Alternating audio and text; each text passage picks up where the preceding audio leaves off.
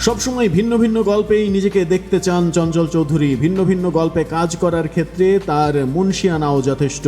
নিজেকে সেই চরিত্রের সঙ্গে দারুণভাবে খাপ খাইয়ে নেন। চঞ্চল চৌধুরী অভিনীত নতুন ওয়েব ফিল্ম কালপুরুষ আসছে এবং সেখানেও ভিন্ন এক চরিত্রে দেখা যাবে তাকে।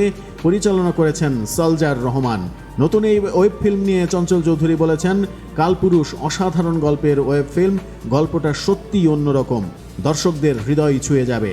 তিনি আরও বলেছেন, সবসময় ভিন্ন ভিন্ন গল্পে নিজেকে দেখতে চাই, ভিন্ন ভিন্ন চরিত্রে নিজেকে দেখতে চাই, যেসব কাজ করতে চাই এই সময়ে এসে কালপুরুষ তেমনই একটি সিনেমা। পরিচালক সম্পর্কে চঞ্চল চৌধুরীর মন্তব্য, পরিচালক তার যত্নের কমতি রাখেননি, শতভাগ ভালোবাসা, মেধা, শ্রম ঢেলে কাজ করেছেন। কালপুরুষ আসলে কে, এই প্রশ্নের জবাবে চঞ্চল চৌধুরী বলেছেন, একটু চমক থাকুক না, আশা করছি খুব শিগগিরই কালপুরুষ প্রচার হবে, তখনই জানা যাবে কালপুরুষ আসলে কে, একটু অপেক্ষা করুন সবাই। চঞ্চল চৌধুরী শাকিব খানের নতুন সিনেমা তুফানে অভিনয় করছেন।